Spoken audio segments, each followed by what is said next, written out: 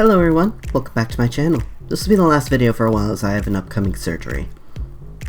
Today I'm making a birthday present for my girlfriend, her favorite Pathfinder 1E character, Kyomi, a Kitsune witch. Let me tell you, this character gave me a lot of grief as a game master, but as we all had fun, it was worth it.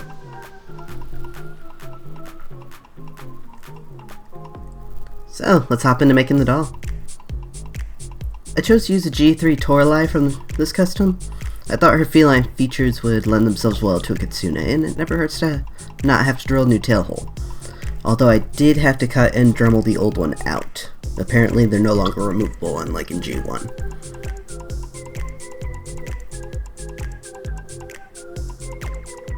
Let's remove her factory face and clean up with an alcohol wipe to get rid of the acetone.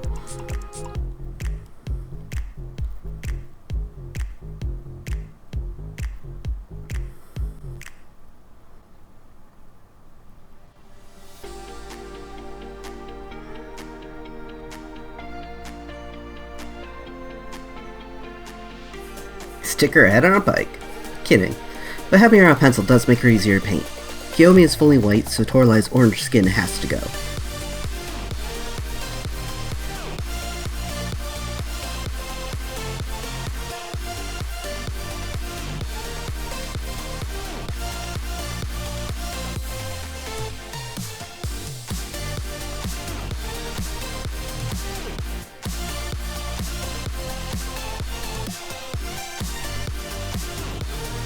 After a few layers of gesso and a small mani-pedi, she's ready to go.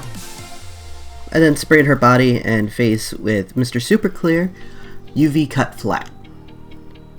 Man, that's a mouthful.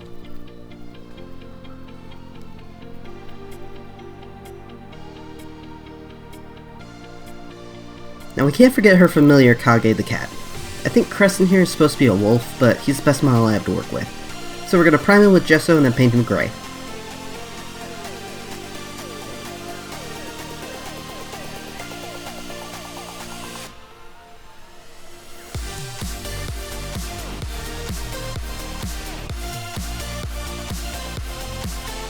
And I bought my camera. Sorry about that. That'll happen a few times in this video, unfortunately.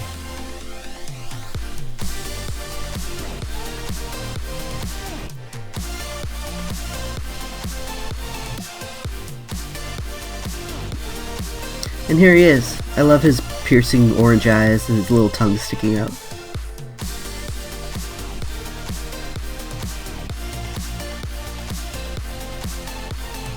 So we're going to focus on her clothes first. Her outfit's based on one of Avelayan's from The Expanse, as well as my girlfriend's favorites. First thing to make is a half circle skirt. I'll link the tutorial I read on how to do this, because I can't explain it very well.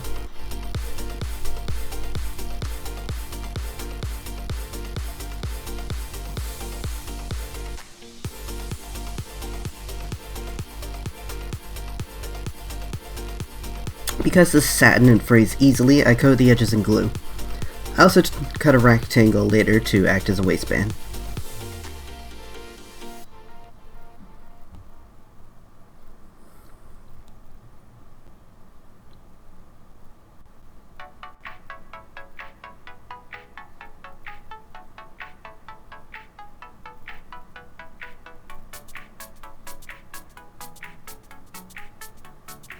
Using my chalk pencil, I marked out the first row of embroidery. You can absolutely just paint the pattern on, but I decided to go an extra mile on this one. Much to my finger's chagrin.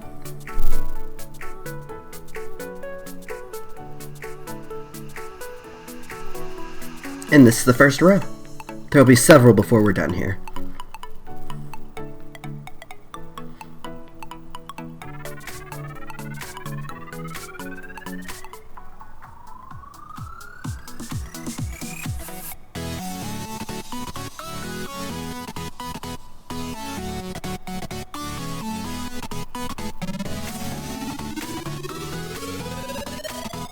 I tried using my chalk pencil again, but quickly noticed it was just going to tear the fabric, so I swapped to acrylic paint to put the guidelines on.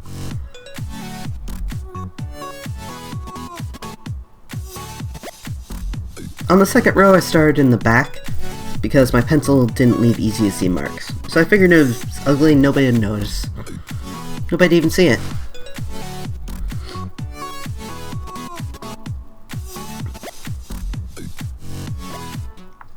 And here's the second finished row. I really like how it turned out, and I think the skirt ended up being my favorite part of the dress.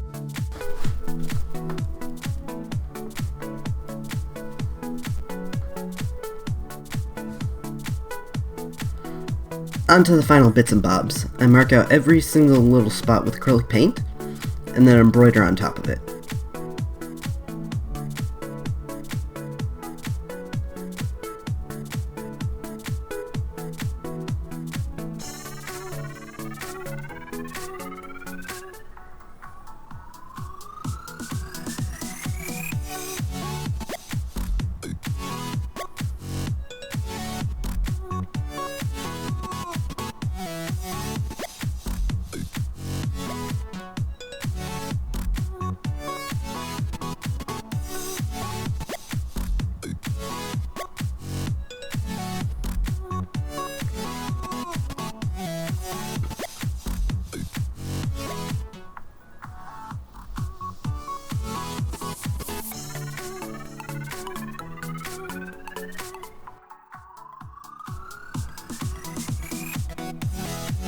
This is how it turned out.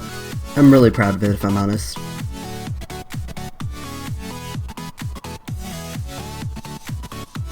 I cut a lining out of red stretch cotton, then attached it right sides together on 3 sides with a back stitch before turning them right sides out. I use a back stitch because it's stronger than a straight stitch.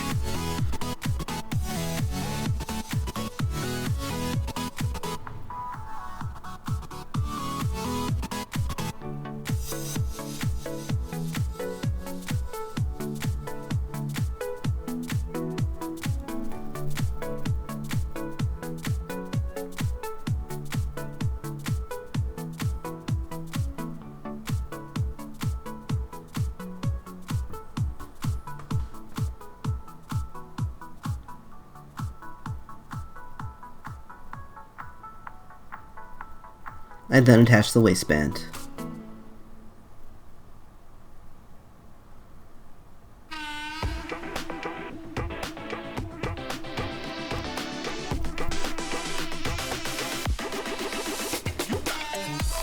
I wanted to see how it sit on the doll. There'll be a better view later, I promise.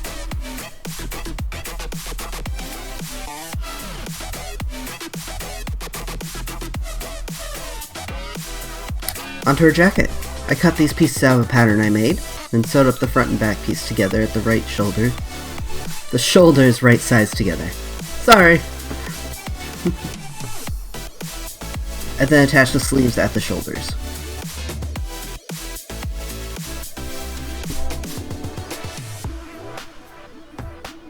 I added further cuffs before turning them, but I recommend you don't do this. It took ages. So instead, just zip up the side seams and add the fur after.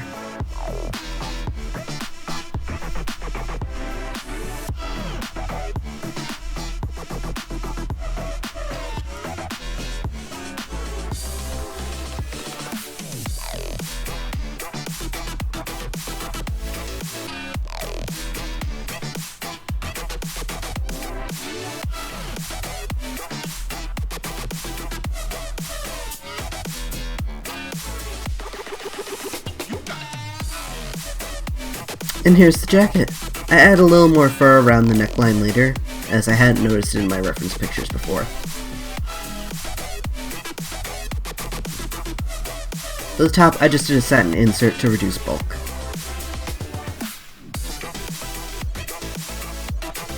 I sewed it to the jacket on one side, before fitting it onto the doll and sewing her in. I really couldn't afford the bulk of the closure, unfortunately.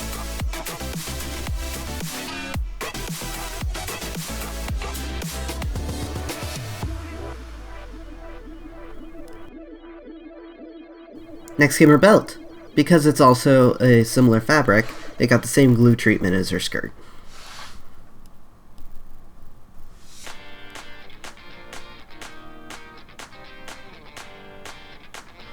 And then painted on a pattern to follow with my embroidery floss.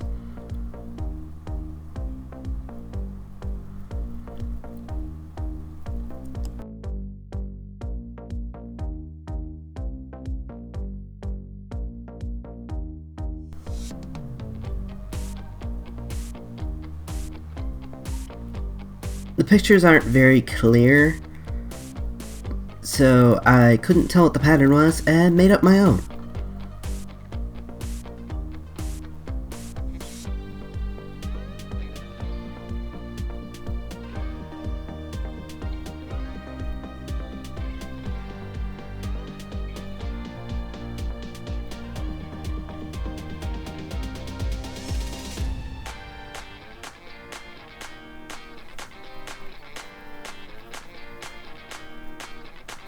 I suspect these are supposed to be crystals, not embroidery, but I just don't have any this tiny. So I stuck with the floss.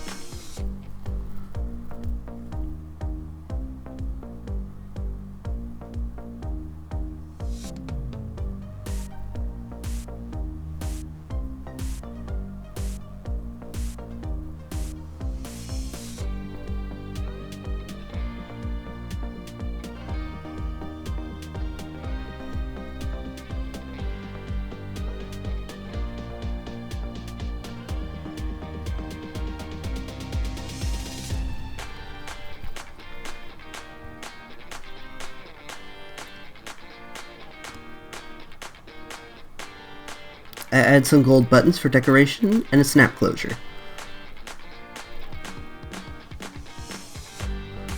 Let's put it on the doll. I'm not sure why, but the snap felt a little bit loose as I closed it, but it seems to be holding well enough.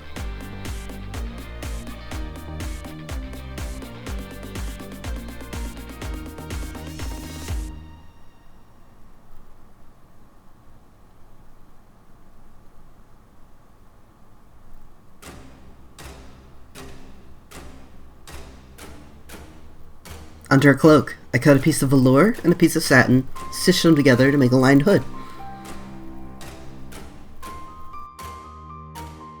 I had to cut 4 pieces. I then took this large piece of satin and painted on the flower details to the best of my ability for guidelines.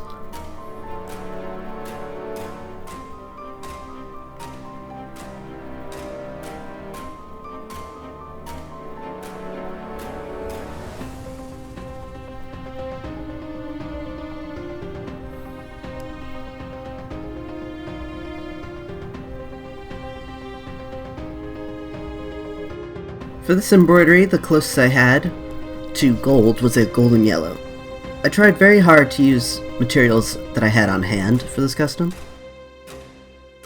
Originally I started in the middle of the cloak, but later switched to doing the tiny fiddly bits first before going back to do the big flowers.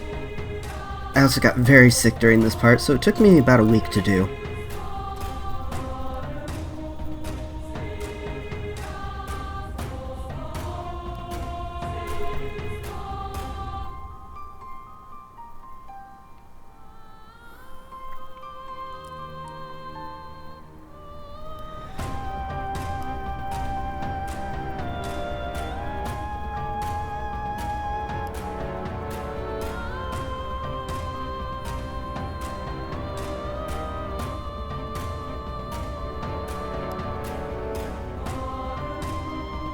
I then attached it to a piece of velour right sides together, and sewed it on 3 sides before turning it right side out. I then attached the hood.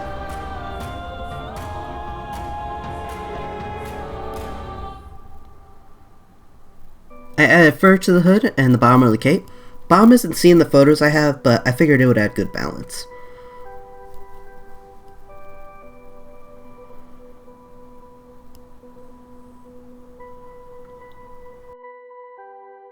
Avelayan has a gold necklace. I didn't have the exact one, but I did find this one in my stash. I painted the gems white to look like diamonds.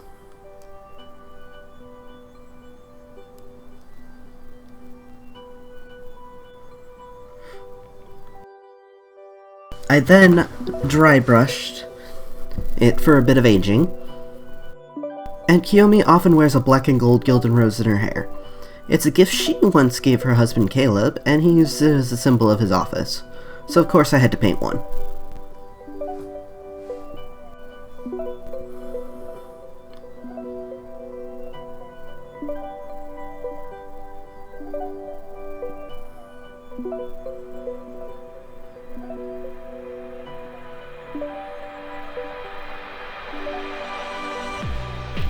It's time for her face. I started out with just a quick sketch of her eyes before going a little bit crazy.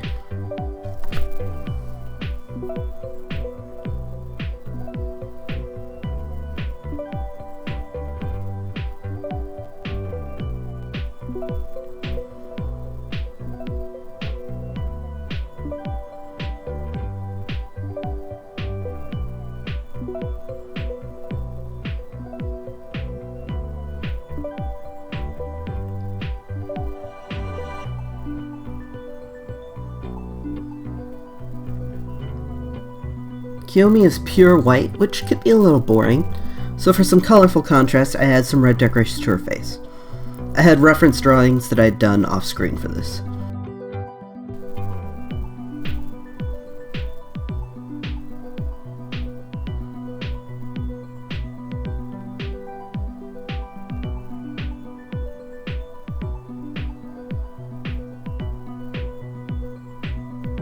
I then gave her brown eyes. And a trick I learned to keep them from looking muddy is to use orange in the highlights. It really does help them pop a bit.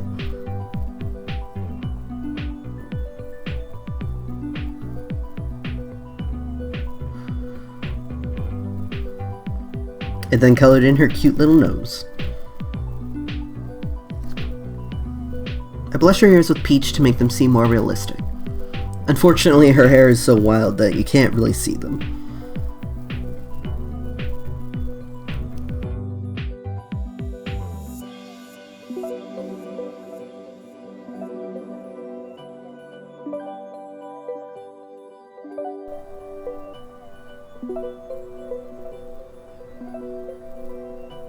I like to shade with purple and blues on white. I think it just looks good. You'll notice I didn't blush the body this time. I would've, but I was on a pretty strict deadline and just didn't have time to do it to my satisfaction. As often happens, I wasn't getting the saturation I wanted from my pencils, so I swapped to acrylic paint to brighten the reds. Some of you probably noticed my new sticker. This one is from Dolly the Mixture's new pack. I highly recommend checking them out.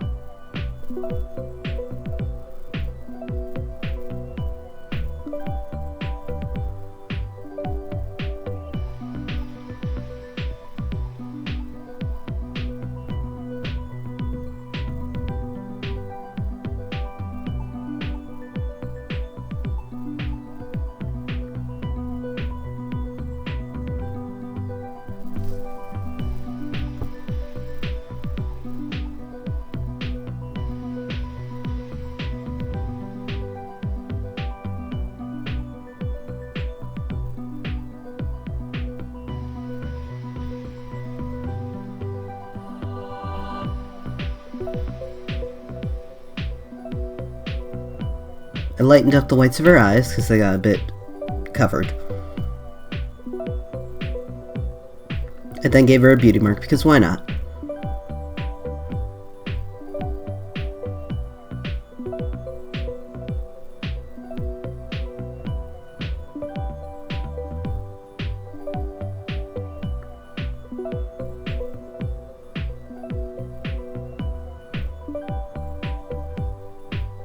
I wasn't sure about eyebrows, but I thought she looked a bit odd without them, so I dusted some on.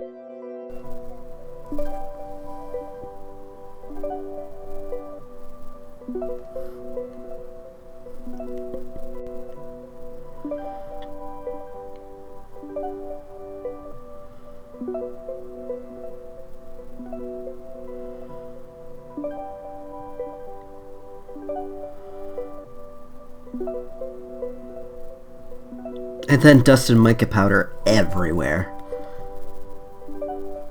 Can't help it, I love the sparkles.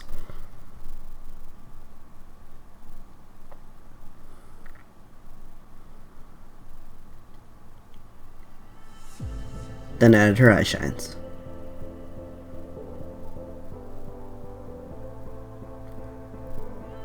And whoops, I almost forgot her lashes and waterline.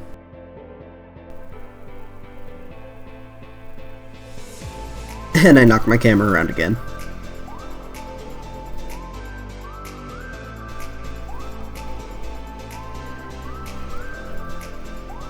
Let's make some hair.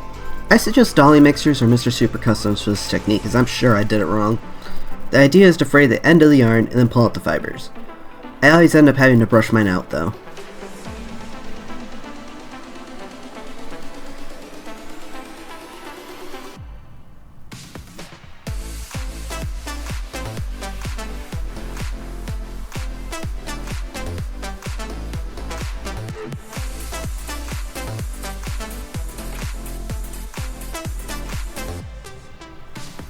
I also gave myself a blister doing this,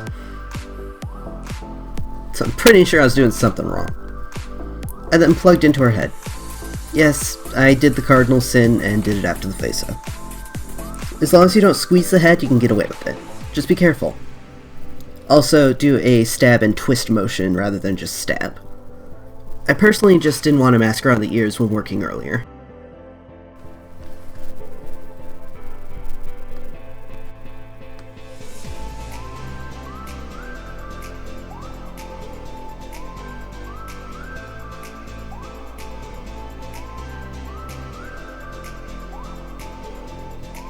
I love how poofy her hair is.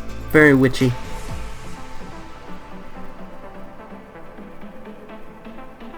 And here she is with her head reattached.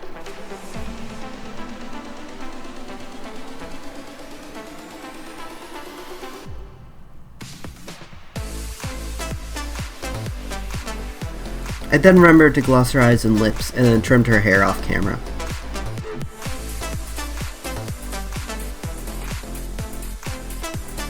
Let's make tails. We'll need 3 armatures made out of wire.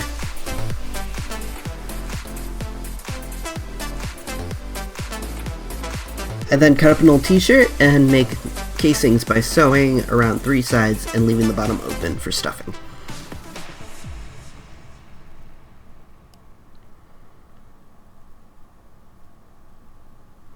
And then inserted the armature wire and stuffed them full of yarn fluff made from yarn wefts before sewing at the bottom. It wasn't easy to float the wire in the middle. I had to pull it out and reinstall it a few times, but I got there in the end.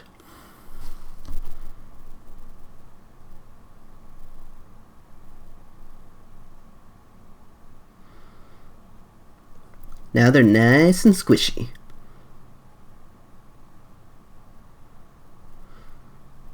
Using wefts I made off camera, I sewed them around the casings, creating this floofy thing.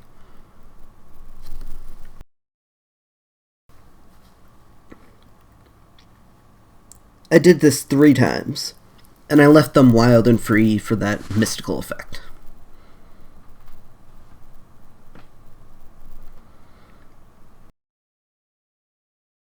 My girlfriend figured out what I was doing at this point and requested I dye the tips of the tails red, so I broke my pastels back out to do so.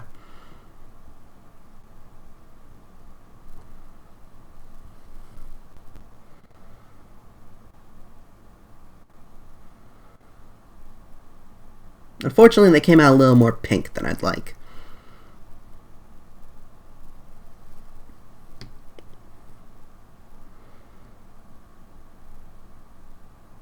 I then twisted all the wires together to make 3 spectacular tails.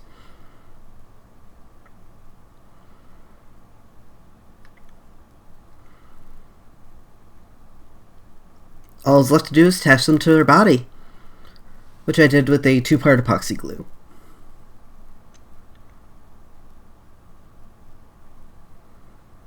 And she's done. I'm pretty happy with how she turned out. I really wasn't sure if I could pull the dress off, let alone a whole kitsune doll. But I'm glad I tried, and I'm hoping my girlfriend will be happy when she gets her. In 2 months. As I said, I'll be having surgery soon, so I'll be out of commission for a while. Thanks for sticking with me. Like and subscribe for more. I'll see you all in a few months. Bye-bye.